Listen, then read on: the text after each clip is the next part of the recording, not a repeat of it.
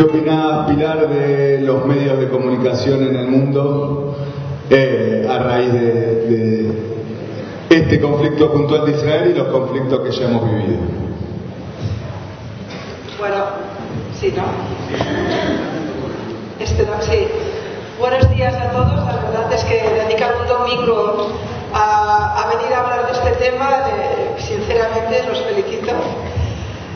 Gracias también a la fundación de Ariel Cohen Saban y del Rabino Saka, que están a punto de irse a Israel, están trabajando muchísimo para ayudar a la gente en la situación tan grave en la que está. ¿No se oye bien? Y por tanto no solo estamos aquí porque ellos han querido que hoy tuviéramos este acto, sino que bendiciones mañana. Bueno, a mí no me toca dar las bendiciones, pero bendiciones ciudadanas, digamos, que os vaya muy bien el viaje y gracias por el trabajo que hacéis.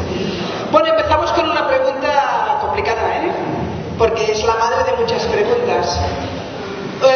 Yo entiendo perfectamente que tanto un israelí como un judío globalmente no puede entender que haya sufrido la masacre más importante de la Segunda Guerra Mundial, lo que yo tipifico claramente como un pogrom.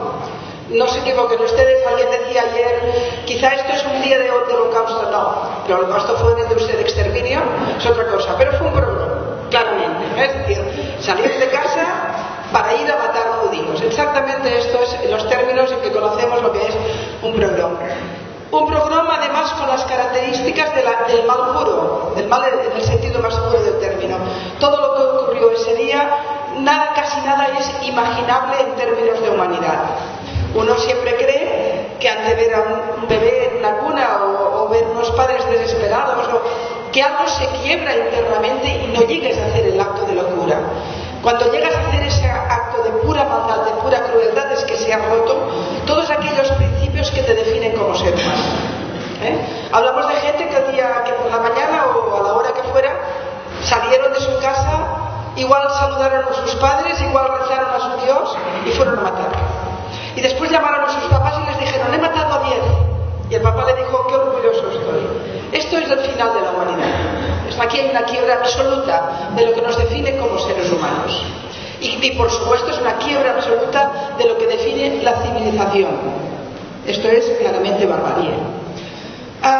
Cuando ocurre algo tan brutal como esto, lo normal es que piensas que el mundo va a llorar contigo, va a tener conmiseración, va a entender que ese horror no tiene justificación, ni se puede banalizar, ni se puede hacer nada con él, porque cuando se mata de esa forma, primero, como bien saben ustedes, primero llegan los judíos y después llega cualquiera, ni que sea por instinto de supervivencia. Los europeos tendríamos que decir: cuidado, porque esto es el Estado Islámico, esto ya mató. Esto es Atocha, estos son el metro de Londres, esto es Bataclan, esto es Charlie Hebdo, esto es esta ideología del mal que ama la muerte y que mata de la manera más brutal. Por tanto, jamás es eso. Entonces, olvídate del conflicto, aquí hay un problema que es terriblemente grave. Y sin embargo, lo que ustedes están viendo es que hubo un día quizá o dos de wow, ¿qué pasó? Y a partir de ese momento empezó un proceso de criminalización de Israel, se dio el vuelco. Yo escribí el día 7 de octubre, cuando descubrimos todo lo que pasó, escribí: va a pasar lo siguiente. Los muertos no van a ser israelíes, van a matar israelíes, el ejército va a responder, Israel va a responder. Al momento los muertos ya no serán israelíes, solo serán palestinos. Israel será un estado genocida y se alimentará el odio a los judíos. Esto pasó exactamente como yo lo planteé. ¿Por qué? Tu pregunta, es que la pregunta yo creo que nos va a dar casi pero voy a ser muy escueta al intentarlo. Tiene que ver con tres corrientes para mí que se alimentan mutuamente. Primero, continúa habiendo un gen antisemita en la sociedad occidental. No se curó del todo. 2000 años de autos de fe, de pueblo laicida, de discurso de odio, que al final acabó en Auschwitz, no se curan con Juan 23 y ya está. Todos mi generación quizá no se educó en esos términos, pero mi madre sí, mi padre y mi abuelo. Y si mis padres tuvieron una altura de miras es porque habían hecho un proceso intelectual de rechazo, pero mi papá de pequeño jugaba a matar judíos con unas carracas que hacían ruido. Esto está ahí. Y quizá estaba más larvado de lo que parecía. Luego tenemos la gran corriente de izquierdas que hace mucho tiempo que ha demonizado al pueblo judío con la excusa de que lo que hace es criticar a Israel. No es cierto. El nivel de odio que determinada izquierda practica hacia Israel solo es equiparable al odio que se practica a los judíos. No he visto ese odio contra Irán, que masacra a su población, la esclaviza, la mata. No he visto ese odio contra Assad, un dictador terrorífico que nos llevó a la guerra de Siria utilizando armas químicas. No he visto ese odio en la guerra del Yemen, no existe. Solo existe en Israel. Israel es la cuna de todas las maldades, el conflicto es la cuna o la madre de todos los conflictos, y el palestino es la víctima de todas las víctimas. Y esa sobrevaloración tiene que ver con el papel ideológico de la izquierda. Y luego está, para entender lo que ocurre también, sobre todo en el mundo occidental, y eso incluye América y incluye Europa, los campus universitarios, etc., también está la corriente antisemita larvada en las comunidades musulmanas en Occidente. Claro, en Europa hay 20 millones de ciudadanos musulmanes. Por supuesto, una cantidad enorme de ellos demócratas y perfectamente instalados en la cultura democrática. Pero les aseguro que en las madrazas coránicas y en las mezquitas de determinados barrios de París, de Londres, de Berlín, de Barcelona, lo que se alimenta es un odio a la democracia y un odio también, por supuesto, a Israel. Todo sumado, más un hecho que es fundamental: defender a Israel te da problemas, defender a los palestinos te hace muy bueno, muy progre, muy no sé qué. Todo sumado, ¿quién se mete, no? Y después hay un tema de prensa que quizá ya hablaremos, porque si me largo tanto. Pero, no sé. Tengo una consulta. ¿Por qué consideras que esta vez fue diferente el enfoque de los gobiernos del mundo hacia el ataque a Israel?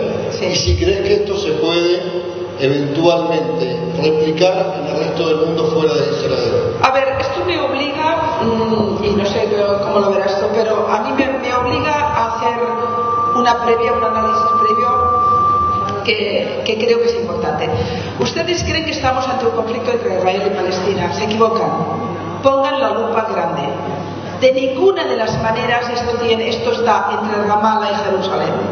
Esto está claramente instalado en Teherán. Y si no entendemos ese foco, no entendemos el tema. Pero además, no solo está instalado en Teherán, sino que se está redimensionando los equilibrios en el mundo. Les voy a explicar realmente qué creo yo que ha pasado. Primero, la masacre se produce porque Irán decide que se produzca. O sea, imaginar que estos tipos de Hamas crean toda la logística, crean la inteligencia para hacerlo y deciden en qué momento.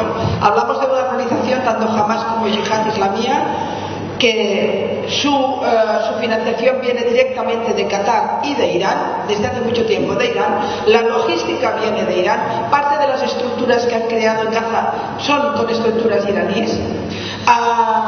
Sabemos perfectamente las reuniones que se produjeron primero en Beirut, después en Turquía y después en Teherán entre Hamas, Guardia Revolucionaria iraní, Hezbollah y Yihad Islamía. Y como dije en el programa de Leuco, no se reunieron para hacer un asado. El día 5 de septiembre hay la primera reunión en Beirut con la Guardia Revolucionaria. ¿Por qué se reúne la Guardia Revolucionaria con Hamas? Y con Hezbollah. Después hubo reuniones en Turquía y después hubo reuniones en Teherán, y además la Guardia Revolucionaria ha entrenado en sus campos de entrenamiento a Hamas. Por tanto, aquí claramente es Irán quien decide en qué momento estalla la bomba. ¿Por qué hace estallar esa bomba? Por cierto, un Irán reforzado por sus acuerdos con China y reforzado por sus acuerdos con Rusia. No olviden ustedes que acaba de firmar un pacto de 40.000 millones con Gazprom, que es la entidad petrolera rusa, para justamente porque Rusia necesita desviar todo su flujo gasístico de Europa hacia Oriente Medio, y ese es un acuerdo también de enorme importancia. Se está configurando el mundo. Fíjate que volvemos a la Guerra Fría. Rusia, China, Irán, bolivarianos y al otro lado Occidente. Todo esto hace que, y con esto ya cierro este punto, hace que nos preguntemos no por qué Hamás ha hecho esto, sino por qué Irán decide cuándo, cómo y el qué. Porque creo que es el elemento fundamental para entenderlo. Irán tenía muchas ventajas para hacer estallar esta bomba en el corazón de Israel. Por supuesto sabían que si Hamás y la yihad entraban en los pueblos israelíes y masacraban a la gente, el ejército israelí entraría en Gaza. O sea, lo que está ocurriendo en Gaza lo sabían todo. Y sabían que habría muertos. Y sabían que la población civil, que utilizan como escudo, iba a morir. Y sabían que el mundo se pondría histérico con Israel. Y sabían que lo sabían todo. ¿Por qué lo provocan en este momento? 3 motivos y les doy.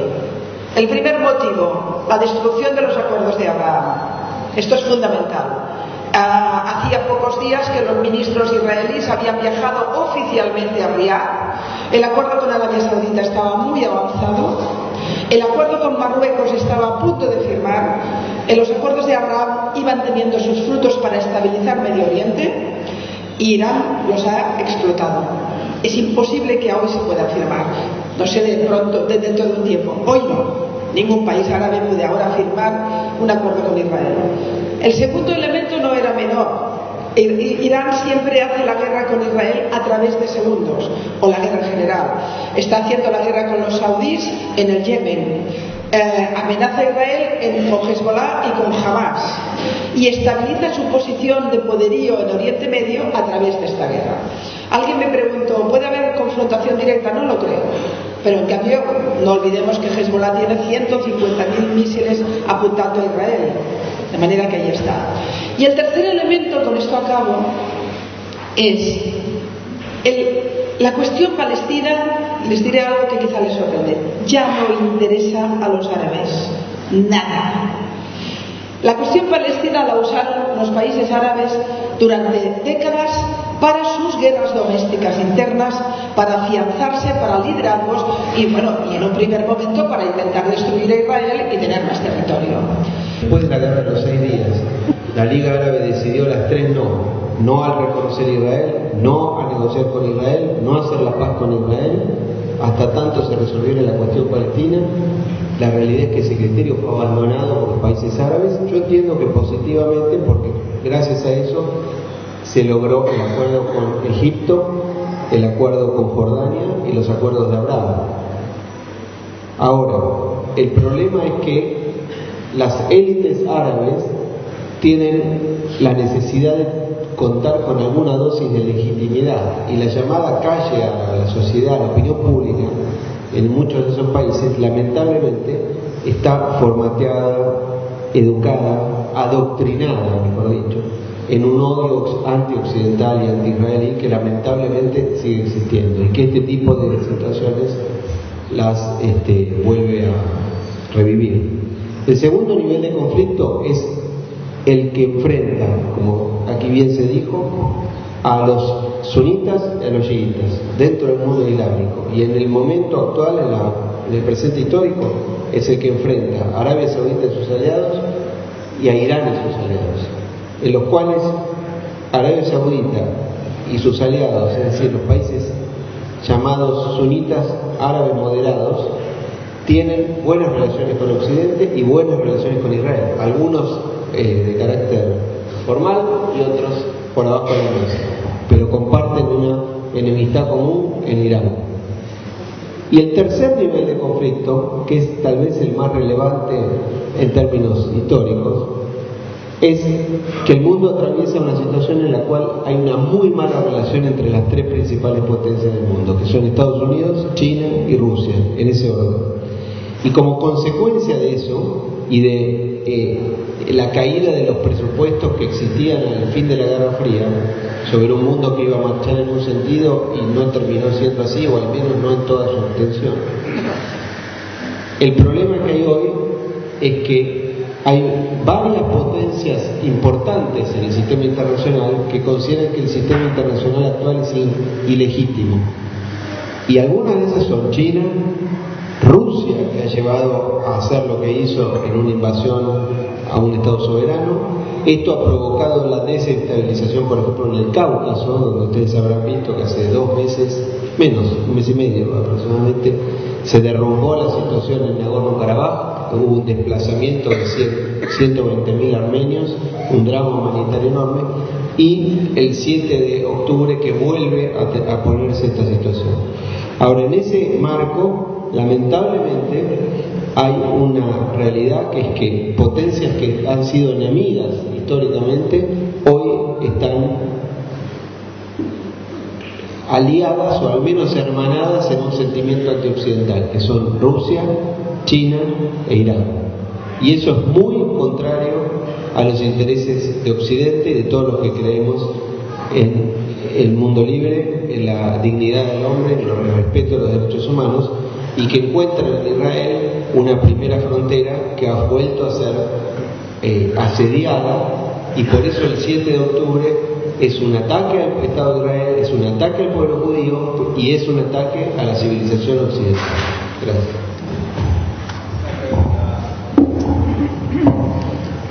Hola. Una pregunta, Mariano o Pilar. ¿Cómo analizan y qué mirada pueden tener de la respuesta de la Cancillería argentina hacia el conflicto? A mí me parece que... Bueno, a ver... ¿Por qué no responde yo? Sí. Yo no puedo responder porque yo no soy diplomático, así que ustedes saben, yo fui embajador político del gobierno anterior, el gobierno del presidente Macri en Israel, pero yo no soy diplomático profesional, así que yo puedo hablar libremente. La Cancillería argentina en un principio, el 7 de octubre, el 8 de octubre, actuó correctamente, porque denunció el ataque terrorista.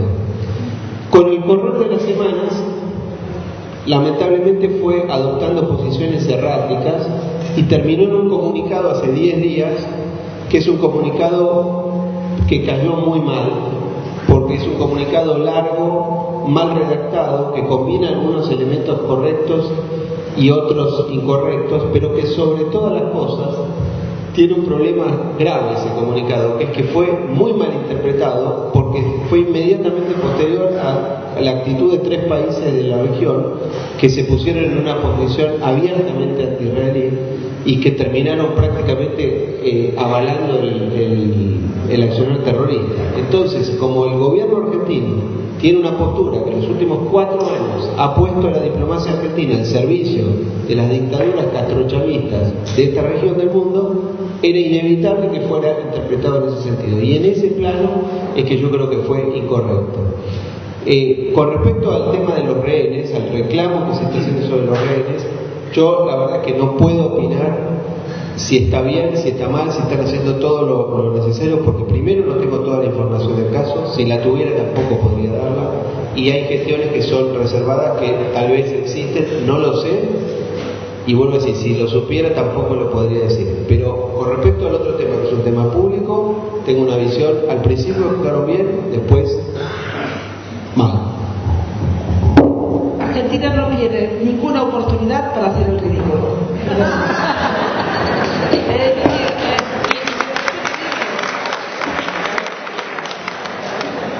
O quizá peor, hablo de la política argentina exterior, por supuesto.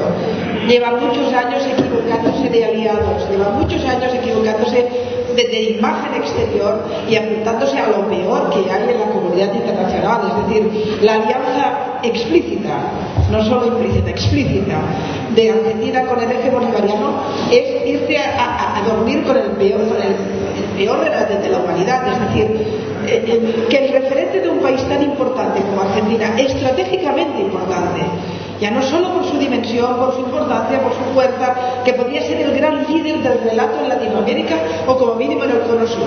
Que tu aliado sea Maduro, que es un tipo que habla con los pajaritos, de verdad que es para morirse. Pero además, en lo que tiene que ver con los grandes valores internacionales, bueno, todo el kirchnerismo ha sido un desastre. ¿Qué tengo que decirles yo? Que tenía una relación personal e intensa con Nisman cuando vi como la presidenta me intentaba hacer un pacto con Irán, el país que había hecho un acto de guerra en Argentina, porque eso fue un acto de guerra. Es decir, y a partir de ahí nunca han dejado de tener esas posiciones que son posiciones de una ultraizquierda ultramontana, alejada de los valores occidentales, que los sitúan en lo peor del mundo. O sea, no olvidemos que la entrada de un régimen teocrático asesino en Latinoamérica se llama Venezuela. El puente aéreo Caracas-Venezuela nos ha traído centenares de miembros de la Guardia Revolucionaria con pasaporte venezolano. Nos ha complicado la vida en la triple frontera de la peor manera.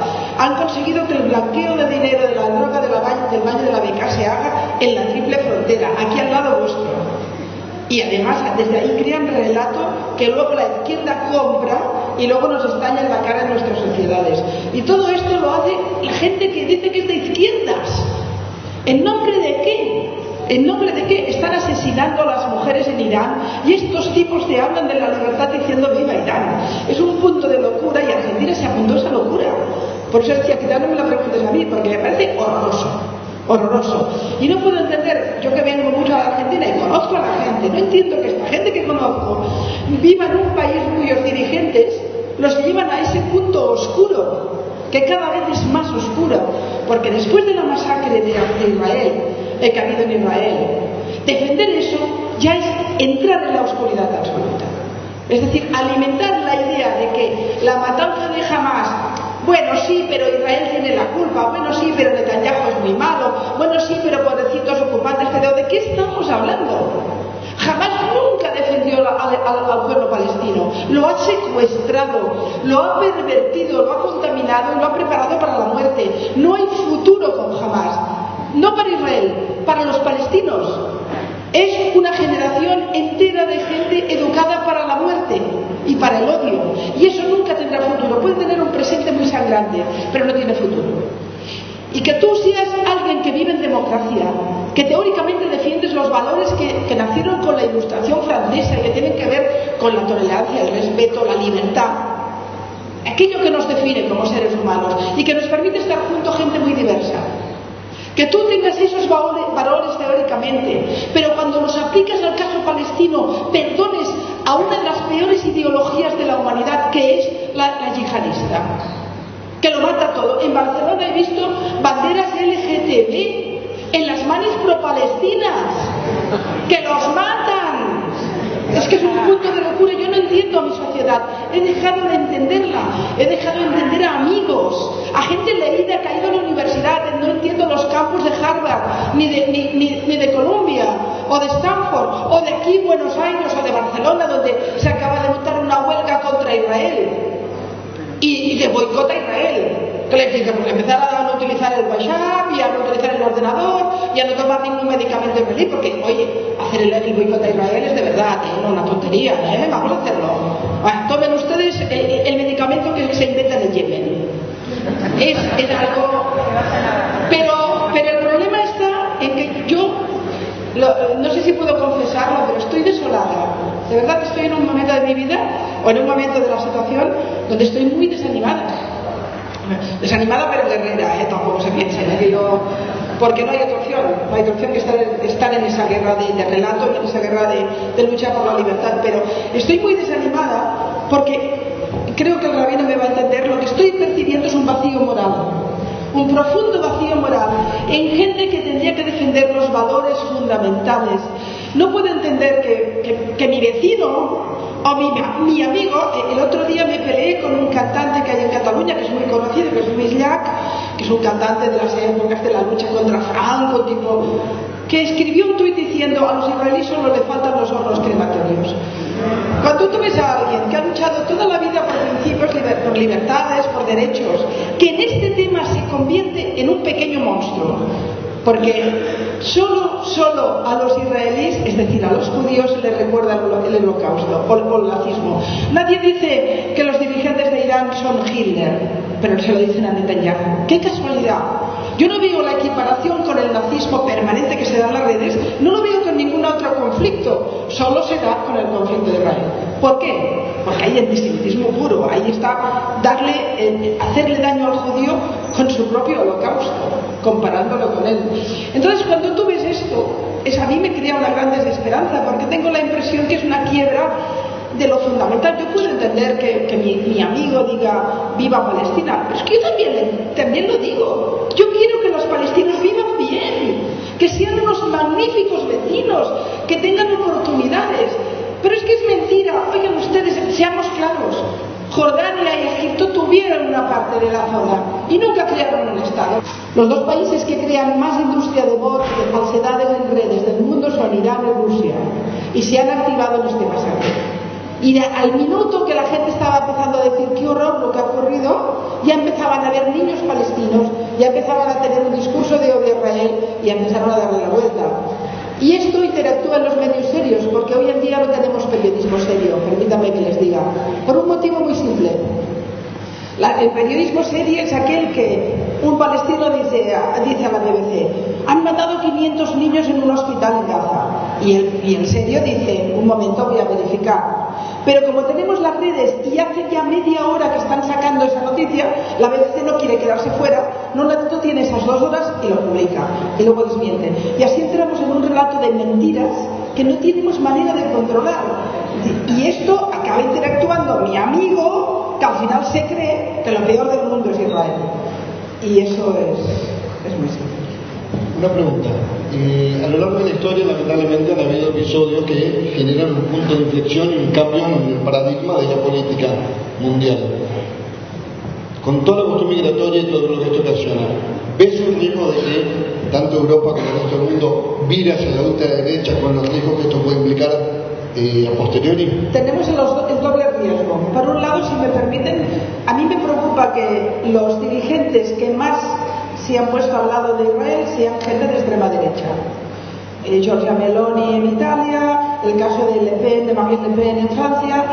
Piensas, no son los mejores aliados del mundo, es decir, que además su fascinación no se produce por los valores de la democracia israelí, sino por la idea del poder militar, con lo cual, para mí personalmente no es lo mejor que nos puede pasar. Pero sí que en cambio también es cierto que Alemania, Estados Unidos en este caso, Macron en Francia sí que han tenido una posición también de acercamiento, como mínimo de preocupación ante lo que ha ocurrido. Pero ¿cómo estamos en el mundo occidental y en Europa en particular? Por un lado tenemos esa tendencia de la extrema derecha que quizá en este caso sí que no criminaliza a Israel. Esto es nuevo en la historia, porque el antisemitismo clásico era claramente de extrema derecha, pero esto ha virado en algunos casos, en todos no, los partidos nazis europeos continúan, pero los que no lo son, los que son ese populismo muy extremo, el caso de italiano es muy claro, o el caso de Le Pen, han virado hacia posiciones de acercamiento. Pero a mí lo que me interesa son los países, el relato político más centrado, más serio, ¿no? ¿Qué ocurre? Yo creo que las grandes cancillerías occidentales, quizá Argentina no se ha enterado, pero otros sí, las grandes cancillerías occidentales, Francia, Alemania, por supuesto América y Estados Unidos, España tampoco se ha enterado, están preocupados por lo que ha hecho Hamas. ¿Por qué? Porque esto radicaliza las comunidades musulmanas y retroalimenta la posibilidad otra vez de un yihadismo violento en el interior de nuestros países. De hecho, estamos, por ejemplo, en Barcelona, en Cataluña, vaya, creo que en España también, toda España me parece, estamos en alerta 4, que es la máxima. Las amenazas son en este sentido cada vez más fuertes. De manera que, por un lado, las cancillerías dicen, cuidado que esto que es puro Daesh, esto lo que ha hecho Hamas, y el papel de Irán, y el hecho de que se esté trabando la alianza Rusia-China-Irán, configura también una preocupación importante del mundo occidental. Yo repito que vamos hacia una guerra fría y a una guerra de relatos y económica importante. Pero al mismo tiempo tampoco pueden aliarse mucho porque tienen comunidades que pueden estallarles en la cara en sus sociedades, ¿no? Yo la única esperanza que tengo al respecto es que el movimiento militar de Estados Unidos, moviendo el Gerald Ford delante de la costa, delante de Haifa y el sur del Líbano, donde están, por cierto, los barrios de Hezbollah, ha sido una jugada inteligente, ha sido un aviso para Irán, cuidado, estamos aquí. Luego el otro portaaviones que han movido, esto es interesante. El hecho de que algunos misiles de Yemen los haya parado Arabia Saudita también es interesante, han pasado cosas buenas ahí. ¿Por qué? Porque todos estos países tienen pánico de que vuelva a construirse un relato estilo Estado Islámico que nos llevó a una situación terrible. Y esto es con la diferencia que esto te estalla en el corazón de Europa. Fíjense que ustedes, ahora cada día vemos en la prensa que Israel está, no sé, matando a todo Dios de Gaza, cosa que por cierto es mentira. Pero nadie recuerda que cuando hubo la ofensiva en Mosul para acabar con el Estado Islámico, donde hubo una cantidad enorme de países que participaron de esa ofensiva, se mataron a 50.000 personas. Y todo valía para acabar con el Estado Islámico. Es decir, Israel no puede matar ni un palestino para acabar con Hamas, pero nosotros podíamos matar a todo Dios porque se bombardeó masivamente Mosul, matando a inocentes y a culpables para acabar con el Estado Islámico. Y yo creo que parte de las cancillerías, de los servicios de inteligencia más serios del mundo, tienen miedo de que esto a través de Hamas y del papel de Irán se vuelva a abrir. Y con un elemento de lo que comentabas tú, la guerra sunita-chiita, es muy curioso que Irán ha conseguido algo brutal. Él mantiene su conflicto con el mundo sunita, pero en cambio se ha aliado con Hamas y Hezbollah, y la Yihad y brigadas de Al-Aqsa, etcétera, etcétera, que son sunitas. Y está consiguiendo, y todas las manifestaciones y los grupúsculos islamistas que hay en Europa que están excitándose, lo están haciendo con Irán al lado, con lo cual esto también es enormemente preocupante. Sí, oye, es un domingo, no vamos a desanimarnos mucho. No, quería comentar dos cosas con respecto a eso. Primero que yo tiendo a pensar que en Occidente y también en Europa y en esta región del mundo, en la nuestra, en algún punto las derechas se han democratizado más que las izquierdas. Parece mentira, pero hace 100 años la derecha era muy autoritaria. Pero la izquierda no se ha democratizado, al menos no enteramente. Ustedes vean esa idea porque me encanta. Algunas expresiones que hubo, por ejemplo, en nuestro país en medio de este proceso electoral, las expresiones más menos democráticas provinieron de la izquierda. La izquierda es muy intolerante en Occidente. Y otra idea tal vez un poco polémica, pero que hay que recordar sobre Europa, ¿no? La realidad es que durante muchas décadas muchos países europeos arreglaron con el terrorismo, a condición de que no hicieran actos terroristas en sus países muy importantes de Europa. Ustedes lo saben, yo no quiero agredir a nadie, pero lo han hecho líderes europeos democráticos en los años 70, 80, de los países más importantes de Europa. Entonces, hay que ver, ¿no? Las cosas están. Por supuesto, a nadie le gusta mucho que su defensor sea Orbán o Marine Le Pen, pero en algunos casos, algunos líderes europeos, digamos, bien pensantes o políticamente correctos, tienen posiciones que son de terror, que son tal vez peores que las de estos personajes que no son tan simpáticos a veces. Estoy totalmente de acuerdo y además coincido absolutamente en el hecho de que mientras las posiciones conservadoras han ido virando hacia posiciones más centrales, una parte muy importante de las posiciones de izquierdas han virado a situaciones más extremas. En Argentina esto está claro, pero bueno, que les cuento de España, la vicepresidenta y 3 ministras españolas están en las manis anti-Israel en estos momentos, es decir, que no parece que por ahí vaya. Pero es que además, yo creo que nunca entendí una cosa, sinceramente nunca entendí algo que me parece que es obvio. Siempre tuvimos claros que los dictadores de derecha eran mala gente, eran asesinos. Es decir, la dictadura de Pinochet, de Stalin, un asesino de masas, ¿quién lo duda? Hitler, ya le descuento, Mussolini, Franco, en fin, bueno. Pero en cambio nunca, Stalin no lo he nombrado, no es cierto, pero en cambio esa misma izquierda nunca envió al infierno a los dictadores de izquierdas. Castro, por ejemplo, el propio Stalin, ahora todo el eje bolivariano, que es un horror, que son dictaduras más o menos camufladas. No hay manera, la izquierda mantiene un prestigio en el relato público que es incomprensible porque nunca criticó a sus asesinos. Y hay parte de su bandera que está ya manchada de sangre. Yo era universitaria en Barcelona, en mi ciudad, y recuerdo que un día me compré el archipiélago Gulag para entender un poco cómo estaba el tema en los soviets, y con el horror de Solzhenitsyn explicando la terrible realidad de los... Y me acuerdo que tuve una pregunta enorme con compañeros míos que me decían que estaba leyendo propaganda de la CIA.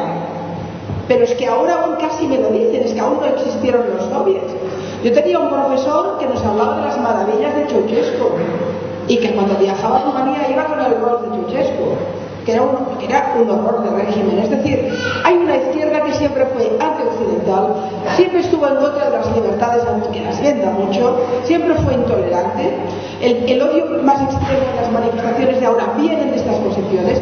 Los ataques que yo recibo vienen de gente de la izquierda, diciendo que banalizando el genocidio de la apartheid, utilizando todos los argumentos. Y ahí tenemos, yo creo que aparte de la quiebra tiene que ver con eso, los jóvenes universitarios que tienden a tener ideas más revolucionarias, más de progreso, que aman las causas perdidas, aman las víctimas, se apuntan masivamente a ideas que ni son progresistas, ni tiene que ver con las víctimas, sino que tiene que ver con una ideología superior claramente antilibertaria, claramente antidemocrática. Y todo esto interactúa en Israel, porque Israel está en el punto tectónico de choque entre lo que llamamos civilización y barbarie. Está ahí en medio. De hecho, siempre los judíos estuvieron en medio de muchas cosas.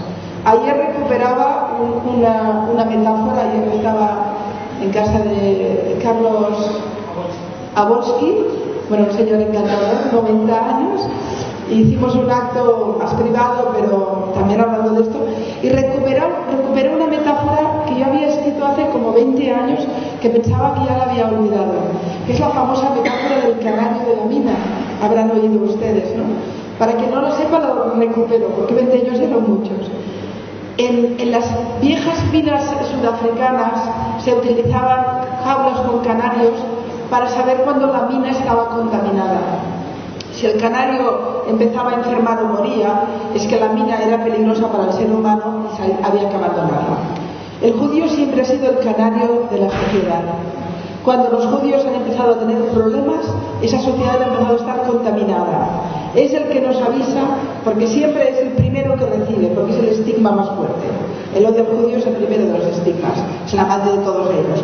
Pero el que aprende a odiar al judío aprende a odiar, no va más allá siempre. Y el que es intolerante con los judíos lo es globalmente, y luego es intolerante con el que piensa diferente y con un montón de cosas más. Y lo que yo percibo en este momento es que el canario está agonizando y nos está avisando que vamos hacia un mundo otra vez muy peligroso. Yo les digo una frase que la olviden en 5 minutos, pero durante 5 minutos la piensen. Las comunidades judías del mundo van a tener problemas. Esto va a empeorar. Van a tenerlo los jóvenes en las universidades, van a tener en alguien que llevará una kippah por la calle o una estrella de David. Esto va a pasar. Creo sinceramente que es un momento de enseñar todas las kippahs del mundo, todas las estrellas de David del mundo. Las organizaciones tienen que hablar entre sí, por favor rompan esa quiebra permanente entre organizaciones, tienen que hablarse unos con los otros, tienen que tener estrategias comunes, van a tener problemas. Y no en Israel, que ya los tienen, en Buenos Aires o en cualquier otro lugar. Y de hecho ya los hay. Ayer un chico joven me dijo los problemas que tenía en la Universidad de Buenos Aires, no sé cuál de ellas, y que le habían dicho genocida y un montón de cosas porque era judío. De manera que yo creo sinceramente que es un momento en que la gente que está organizada tenga una voz poderosa fuerte, que al final va a ser la voz de todos, porque van a defender los principios fundamentales. Y les pongo un ejemplo. Están a punto de detener a Roger Waters aquí. Es un fabricante de odio. Es un fabricante de odio a los jóvenes. A los jóvenes. Y a través de la música.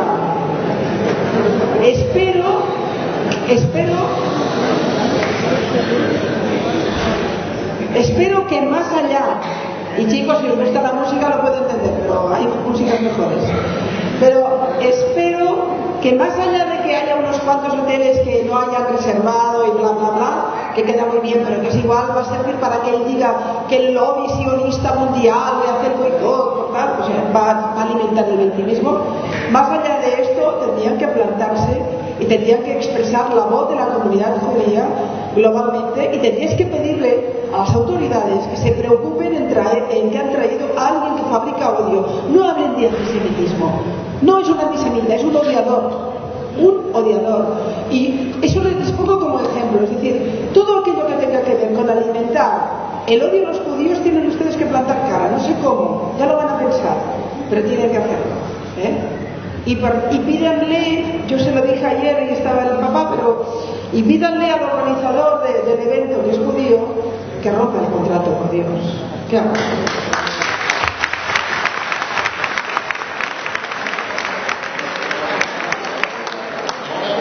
Ahora Guido le va a acercar a los que quieran, levanten la mano, una hoja para una opción de orden, porque van a ser muchas las preguntas, seguramente las vamos a tratar de canalizar a través de Maxi y Isabela.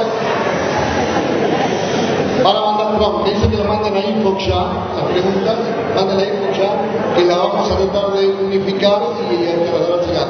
Segundo, le voy a pedir a Pilar, tuve el privilegio de escuchar a veces.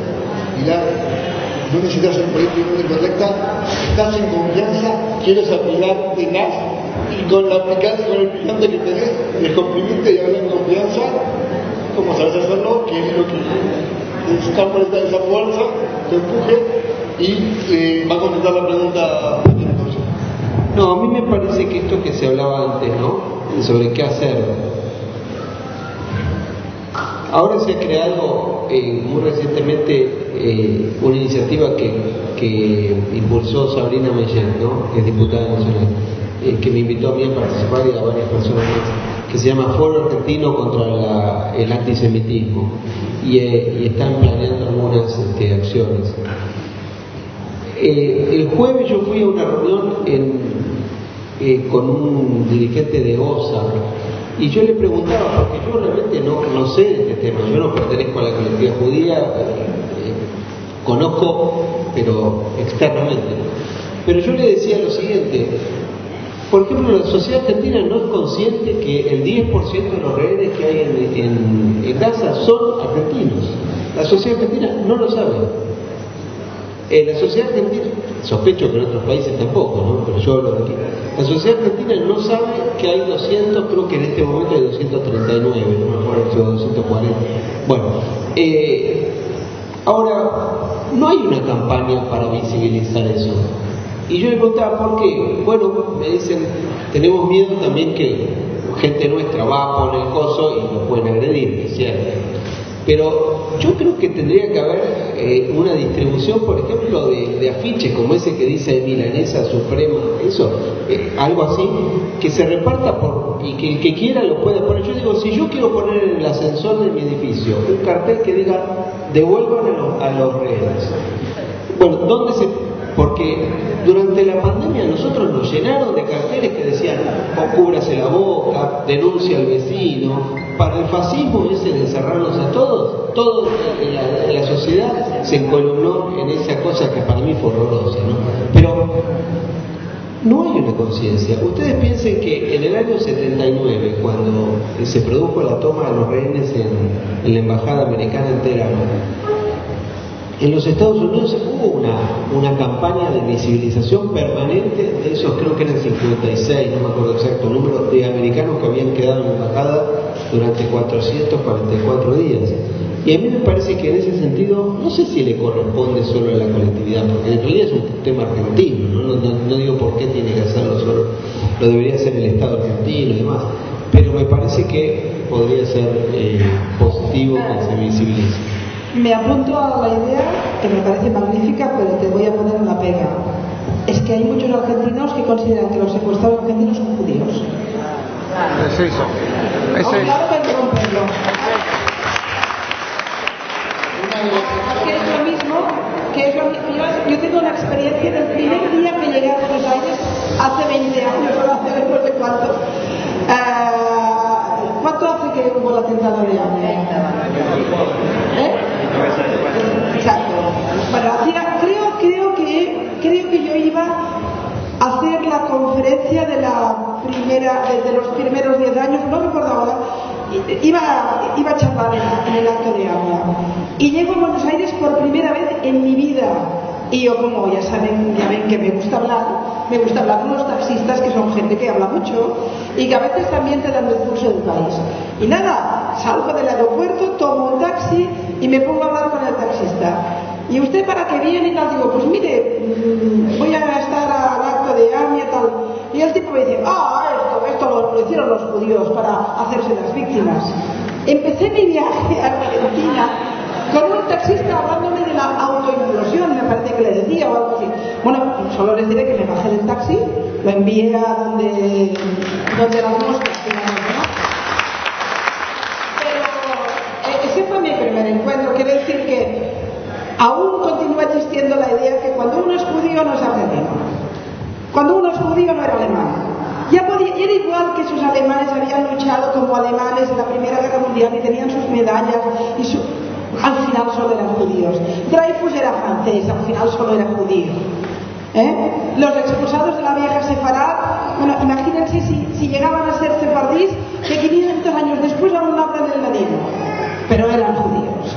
Y lo que ocurre con los secuestrados, claro que todos los gobiernos de toda Argentina, los locales, tendrían que estar pidiendo la liberación de sus gentes, porque si no fueran judíos lo estarían haciendo. Y esa es la pregunta que me hago.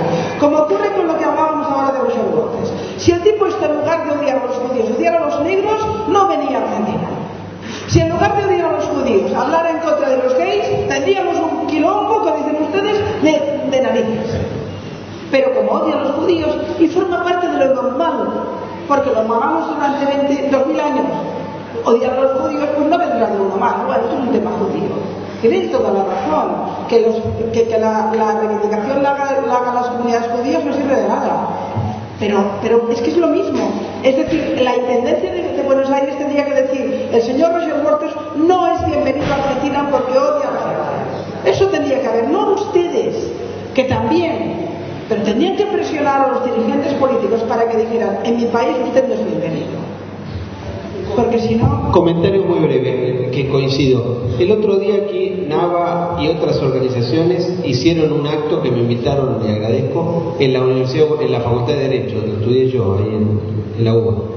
Y la verdad que fue un acto abierto, y yo me alegré mucho de que fuera un acto abierto, porque les quiero decir una cosa, a los 10 días del ataque, fui invitado a dar una charla a una universidad privada, no voy a decir cuál, porque fueron muy amables en invitarme y demás, y la verdad es que había un aula, había 400 alumnos, fue impresionante, pero a mí me sorprendió la gente que había. Pero cuando le digo al organizador, le digo, bueno, lo van a difundir, no porque tenemos miedo, porque mirá, y yo digo, no, pero hay que difundirlo, si ya pasó además. Bueno, pero mirá, por la duda, los tipos no lo hicieron con maldad, creo que tenían miedo en serio, digamos. Por eso es muy importante hacerlo públicamente. Yo creo que no hay que, en lo posible, hay que evitar el encerrarse. Hay que, en lo posible, me parece como... Pero coincido plenamente, es decir, de hecho yo creo que, no sé si es tu caso, mi caso generalmente nunca hablo para judíos, porque en mi país no hay muchos, digamos, y por eso tengo la cara tan roja, digamos, pero, de los bofetones que recibo, pero es cierto. Pero de todas formas vamos a vivir un momento que se está produciendo ya de mucho Chamberlain, de muchos políticos en todo el mundo occidental diciendo paragüitas, y bueno, he acordado con Hitler, lo que tú decías antes, que no me mate a mí, que no van a bombardear Londres, van, porque estas ideologías acaban matando a todo el mundo, no se quedan ahí. Es decir, la acta fundacional de Hamas no habla del Estado palestino, habla de la República Islámica, del Mediterráneo Pacífico. ¿De qué hablamos? Y las conexiones con Hezbollah, ¿qué son? ¿Y qué es Hezbollah? El partido de Dios, por cierto. Imagínense, pobre Dios. ¿Y qué es toda la estructura que se ha creado en Latinoamérica a través de la triple frontera? ¿Qué es? ¿Para hacer un asado también ahí? Que no, hombre, que no, esto es muy serio. ¿Cuál puede ser la solución al conflicto si es que la hay? A ver, nuevamente me muevo en el terreno de las ideas. No es que tenga respuestas cerradas, porque todo esto está... Yo creo que la liberación de las redes es enormemente complicada, porque estos 16 años de dominio de Hamás ha creado una estructura subterránea en Gaza terrorífica, donde parece que es que en toda esa estructura de túneles de centenares de kilómetros parece que es donde tienen a los rehenes. Y entonces la posibilidad militar de explotar las salidas de los túneles para hacerlos inútiles es peligrosa, porque igual están los rehenes dentro, y la posibilidad de que entren dentro de los túneles, parece que Hamás ha puesto explosivos dentro de los túneles por si entran poderlos, o incluso puede haber, digamos, un cuerpo a cuerpo en unos túneles que hacen 1 metro, que prácticamente donde tienen que ir de uno en uno, donde todo es enormemente complicado, con lo cual podría haber una matanza del ejército israelí muy seria. Entonces realmente es muy difícil conseguir liberarlos. Estarán en el agujero más agujero más agujero del agujero enorme que es Gaza. Ahora, respecto a la solución, mi tesis, y tengo la suerte de que ni soy diplomática ni estoy en unos servicios de inteligencia, aunque seguro que alguno dirá que soy del Mossad, pero bueno, y porque claro, igual que el Solzhenitsyn de la CIA, yo debo ser del Mossad, si no, no hay manera. Pero fíjate que cuando eres un libre pensador ya tienes que tener alguna, no podemos ser libre pensadores y pensar a diferencia de la masa, ¿no? Tenemos que ser sospechosos de algo. Mi teoría estrictamente analítica es: primero, hay que acabar con Hamás, no hay opción. No hay opción. Es como acabamos con el Estado Islámico. Es cierto que ahora tenemos franquicias en el Sahel, en cantidad de lugares de África muy preocupantes, pero bueno, acabamos. El califato acabó. Hay que acabar con Hamás. Toda la estructura, toda la logística, todo lo que haga falta. Y eso implicará tiempo, muertes y mala imagen. Pero no veo otra opción. Irse y dejar estructura intacta es volver al mismo. Por tanto, ya que Israel lo va a perder todo en esta guerra, que la remate. Y lo segundo, desde mi punto de vista, es: luego tiene que haber una configuración internacional para hacer un plan Marshall de recuperación de Gaza. Hay que invertir en Gaza, hay que reestructurar Gaza, hay que crear una estructura de bienestar, y probablemente hay que acordar con la Autoridad Nacional Palestina quién gobierna y cómo se gobierna. Eso es lo que creo que hay que hacer. No sé qué opinas. No, yo comparto que hay que terminar con Gaza. El Estado de Israel no puede subsistir con esa amenaza permanente en la frontera sur con Hamás y con la yihad islámica. Tampoco Egipto puede sobrevivir con esas circunstancias. Ahora, es enormemente dificultoso por los rehenes, por la realidad que existe, que hay 2 millones de personas que son utilizados como un escudo humano, y por un problema no sé si es filosófico, pero digamos permanente, que es que uno puede eventualmente terminar con Hamás, pero el problema es que Hamás no es solo Hamás, es una idea. Entonces, mientras existe el extremismo, en este caso islámico, pero cualquier tipo de extremismo, de fanatismo, no tiene soluciones, porque va a mutar con otro nombre y bueno, estas cosas demuestran también la fragilidad del género humano, ¿no? La realidad es que todos nosotros estamos sometidos a esta realidad, y esto es importante que la gente lo entienda, porque la gente tiende a pensar que es un tema de los judíos, es un tema de Oriente Medio, me queda lejos. No es verdad, es un tema que pasa en cualquier ciudad del mundo. Pasó en la Argentina, pasó en Buenos Aires, y hubo 100 muertos entre los 2 atentados. Es cierto, fueron contra la comunidad, contra la colectividad judía, pero si un tipo pasaba ahí con un taxista, el taxista ese también entonces estos son crímenes contra la humanidad en su conjunto, y el pueblo judío está señalado y es una víctima primordial, pero son crímenes contra la humanidad. Yo estuve con Chem Miraji, que era el DJ del concierto por la paz donde se produjo la matanza.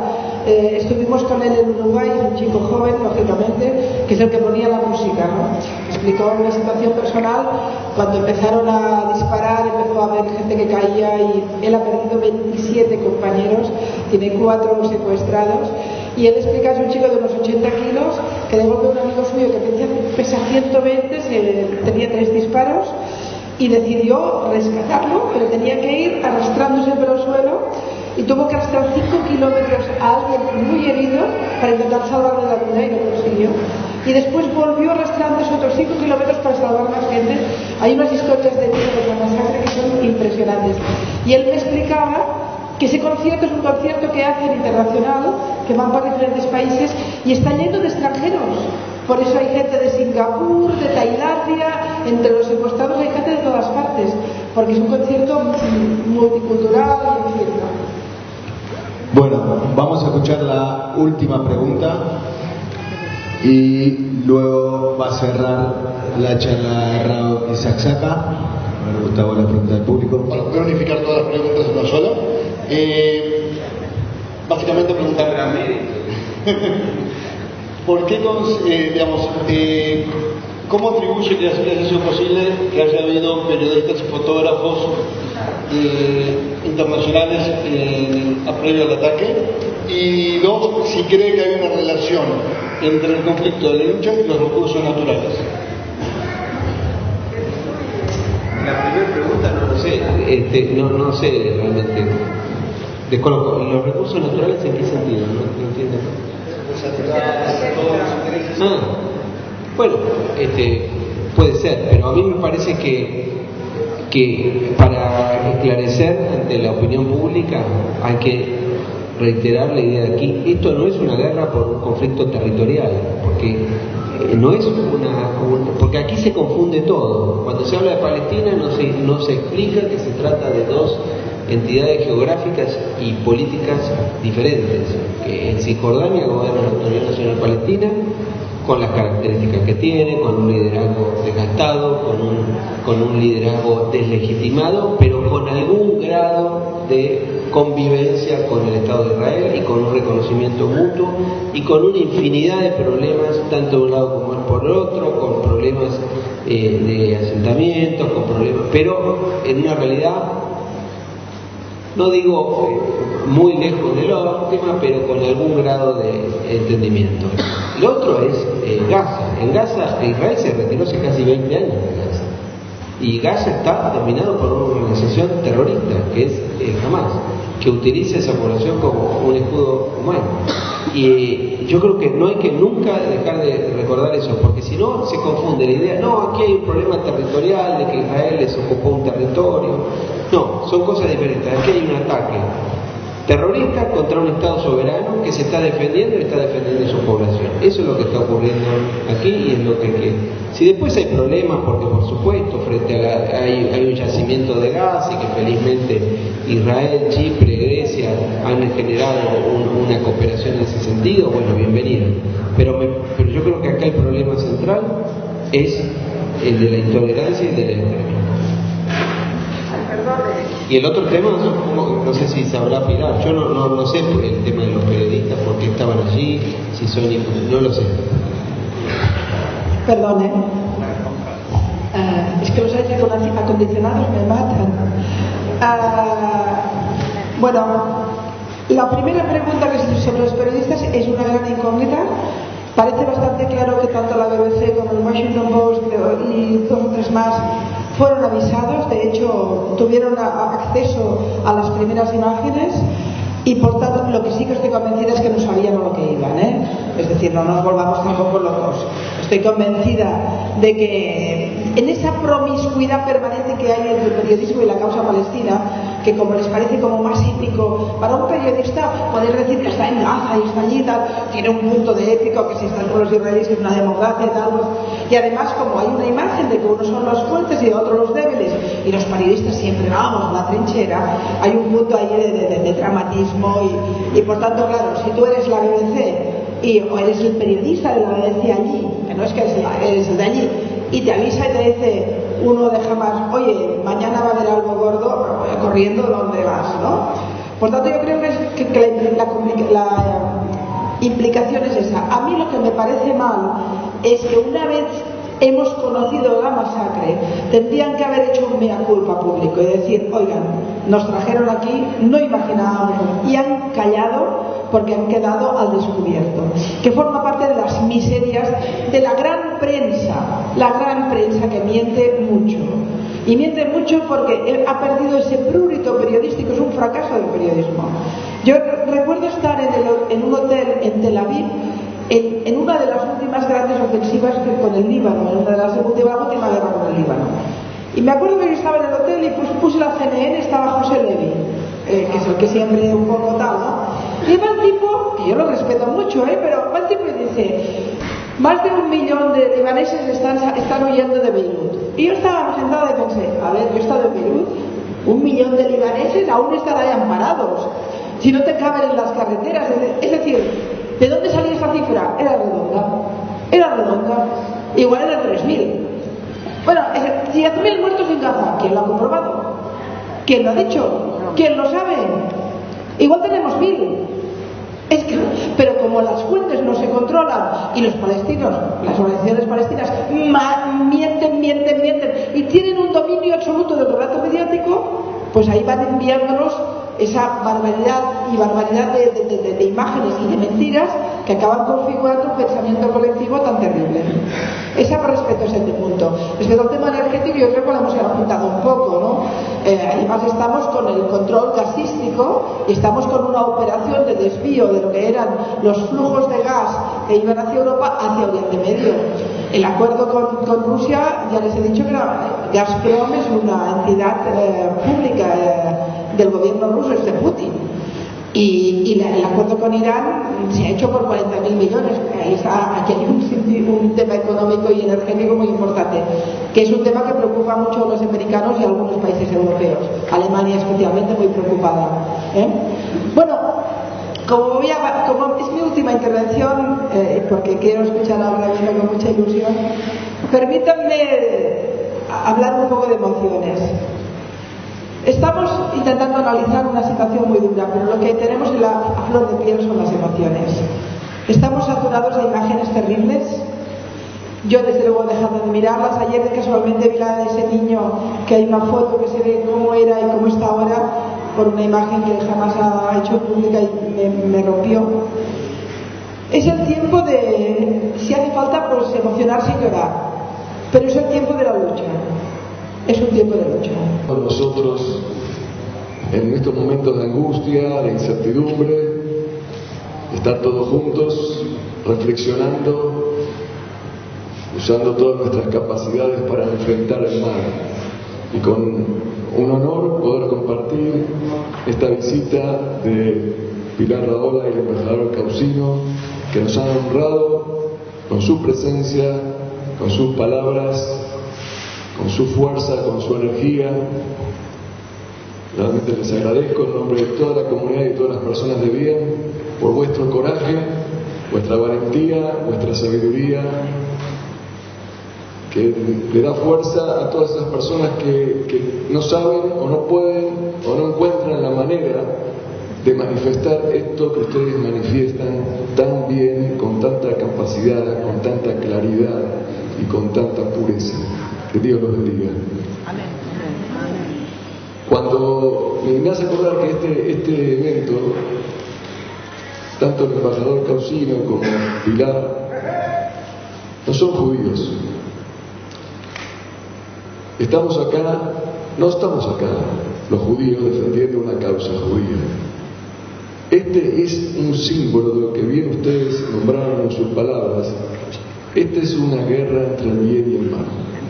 El judío es un símbolo, Israel es un símbolo, es un pueblo que simboliza desde las épocas bíblicas que transcurrieron 2000 años al pueblo hostigado, esclavizado por los faraones, la injusticia, el pueblo que es tratado con injusticia, discriminado, apartado. Pero no es un pueblo. Cuando nuestras escrituras hablan de pueblos, la terminología hebrea que se utiliza es lashon, las lenguas, Am Belashon, pueblo y lengua. Cuando se habla de la Torre de Babel, que se crearon los pueblos en la Biblia, habla que Dios se dividieron las lenguas de la humanidad. ¿Por qué las lenguas? ¿Qué son las lenguas? Las lenguas son los relatos. El relato del bien y el relato del mal. Un pueblo no está constituido por personas que viven en un mismo lugar o tienen un mismo pasaporte o una misma religión.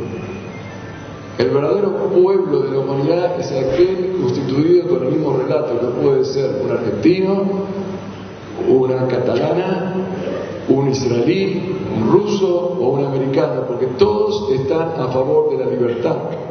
Y este ejemplo de este acto de hoy representa este tema que es muy importante destacarlo. No es que Israel está reclamando un derecho acá. Acá se trata que la humanidad reclama el derecho de que todos los hombres vivan libres, con oportunidad de actuar de acuerdo a sus instintos, de acuerdo a sus decisiones, de acuerdo a su elección. La primera vez que me tocó vivir a mí la experiencia del terrorismo fue cuando vivía en Israel, con mi esposa, mis hijos, que fue la intifada. Durante la intifada yo viví en Israel. La segunda vez que me tocó vivir en carne propia el terrorismo fue cuando estuve a 200 metros del atentado a la AMIA, que yo estaba sentado en mi escritorio y de repente toda mi oficina se tambaleó y se cayó el techo encima mío. Salí a la calle, era en el templo de la calle Lavalle, en mi oficina, que está a 2 cuadras de Pasteur y Viamonte. Y así también tuve la experiencia de la Embajada de Israel, que fui inmediatamente después del atentado, fui a ver qué pasaba y vi todos los escombros que parecía el Líbano, que era una época que estaba el Líbano en una situación complicada. Esas experiencias, y como todos ustedes tuvieron estas experiencias a lo largo de la vida, nos hacen reflexionar y pensar, ¿qué hacemos? ¿Qué hacemos ante esta barbarie? ¿Cómo debemos actuar? ¿Qué puedo hacer yo para contrarrestar esto? Y encontré en nuestra tradición, en la religión, en el sentido común, encontré una imagen que me ayudaba a saber cómo se debe actuar en general. Y tomando el relato que es conocido por todos, para que nos quede en la memoria el mensaje que quiero compartir, es el relato de Moisés frente a un pueblo esclavizado por los faraones. Y Moshe, él tomó 2 caminos: cómo evitar la injusticia y promover la libertad, combatir la barbarie, combatir la crueldad que se relata que se mantenía contra un pueblo hostigado. Y Moisés optó por 2 caminos. Uno era hablar con el faraón, hablar con el poder, insistir en los que manejan el mundo militarmente, políticamente, luchar contra ellos, enfrentarlos o encararlos. Y el otro camino que utilizó Moisés fue hablar con el pueblo, aquellos oprimidos, hostigados, que levanten la voz, que se rebelen ellos, que no queden pasivos, inactivos. Esos 2 caminos son los que debemos nosotros encarar, y cada uno según sus capacidades, no involucrarse uno en un área que no tiene la capacidad. Entonces, cuando yo escuchaba hablar, como dice Maimónides, escuchaba hablar a Pilar, el embajador Peusino, me acordaba lo que decía Maimónides, que dice: no hay virtud sin sabiduría. La sabiduría genera la virtud. Uno quiere generar la virtud en el mundo, queremos promover la virtud en el mundo, pero para promover la virtud, combatir el terrorismo, combatir la crueldad, la barbarie, las injusticias, la discriminación, hay que usar la cabeza, sentido común. Por eso, qué importante es que hay personas como Pilar, personas como el embajador, que nos vienen a aclarar el panorama, a ver las cosas, no dejarnos llevar por lo que nos cuentan, nos dicen, elaborar la situación en la que estamos viviendo, para que después con esa sabiduría podamos promover la virtud. ¿Cómo promovemos la virtud? Después que tenemos los conocimientos, Bueno, los militares tendrán que hacer lo militar, los políticos tendrán que hacer lo político, y nosotros, el mundo que de ello depende todo, tenemos que fomentar el bien. Los profetas, que también hacían lo mismo, hablaban con los reyes de Israel y los acusaban por su corrupción, y también le hablaban al pueblo le decían: para evitar estas cosas en el mundo hay que promover la bondad. No es que eso es lo que llamamos nosotros mitzvot, las buenas acciones. Cuando más buenas acciones, cuando más escuelas abramos, cuando más fomentemos la comunidad,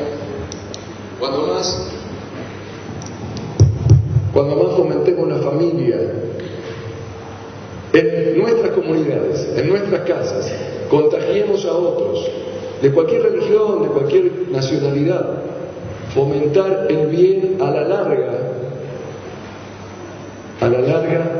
mejora el mundo, si en España, si en Estados Unidos, si en Irak, si en Rusia, si en Argentina, las sociedades, nosotros, las personas de pie común, que venimos al campo, que vamos a la escuela, que vamos al templo, que vamos a la iglesia o a la mezquita, donde vayamos, nos fomentamos el bien, y los líderes fomentan el bien, ¿no? Los líderes de las comunidades, a la larga se contagia, así como se contagió de mal mucha gente hoy. La única manera de contrastarlo es contagiarnos de bien. Cuenta el profeta Samuel que cuando ocurría una tragedia,